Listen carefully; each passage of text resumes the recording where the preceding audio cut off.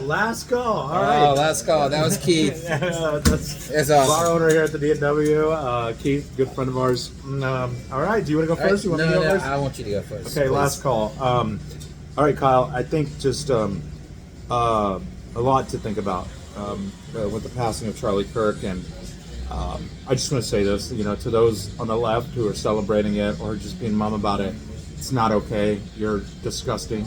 You're disgusting individuals if you celebrate this man's death. I did not agree with a single thing he said. Maybe a couple things, but I did not agree with him.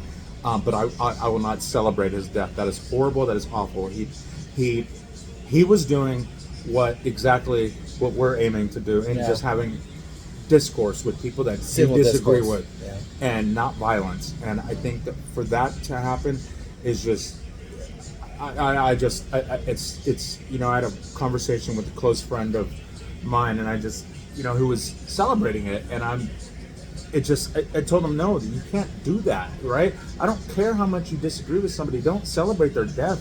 That's horrible. And I pray for his family, for Charlie Kirk's family. I pray for his wife, for his kids, and I think that's my last call. And just let's have good discourse and just be fucking adults, and be mature. So, what's your last call, Kyle? Great last call, Johnny, and I appreciate those sentiments. And mine's pretty much the same. To watch people celebrating his murder is just vile and disgusting. And like you said, he's doing what we're kind of doing now, but he did it in a much bigger way, where all he was doing was debating and having conversations with people he disagreed with. At the college campuses he would go to, he would call the people who disagreed with him up first, like, oh, let them come up. Even if they yell something out, oh, come on up, I want to talk to you. He got killed for talking, for words, and that's disgusting. And I had a family member who said, feel bad for his family, wife, kids, but I'm indifferent about him.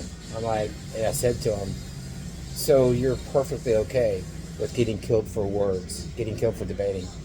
That's disgusting. And it's hard to take when people act like that. Yeah. It's terrible. And another thing, Matt Walsh brought up something pretty interesting. Do you know who Matt Walsh is? I feel like I've heard the name. He made the documentary "What Is a Woman?" Oh yeah. Pretty funny show. But anyway, Matt Walsh said something that it was a different take, and he said, the left celebrating and this, and it was a big compliment. It was an accolade to some extent, because he was so effective. He was so persuasive in getting young people to see the way that he was and being more conservative, and how he thought that was better. And I do too, no matter what you think. He was very, very persuasive, and the left celebrating is like, oh God, he's gone.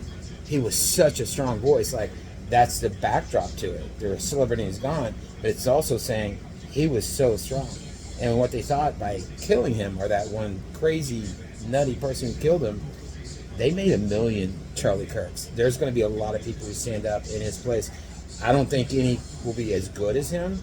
I feel like doubling down, and I feel even better about this podcast, because that's what our podcast is about, civil discourse. Yeah. Another thing that's kind of interesting, I'm sorry I'm going a little long, but there was a pro-life person who did like Charlie Kirk, who went around to colleges just talking about pro-life, and she mainly talks to people who are pro-choice. And in the middle of it, her name is Kristen Hawkins. Shout out to her. She's pretty good at what she does, and she's been attacked multiple times. Like in the middle of some of her. Not endorsing that. No, I know you're not. But she has been attacked, so much so they had to lock the room she was in down, because students were coming out saying, just basically attacking her. But anyway, in the middle of her having a conversation, she found out, and she stopped and looked at her phone and called her assistant over. It's like, oh my God. You could tell she just found out he was dead. And then she turns to the audience and goes, Charlie Kirk's dead. And the guy at the mic at the time started laughing. And then people behind were like, kind of yay. And she's like, what the fuck are you doing? Yeah. Like, he's dead. He was my friend. And then she switched it and goes, good. This is going to go out to hundreds of thousands of people, maybe millions, because she's got a big following, and like they're going to see who you are.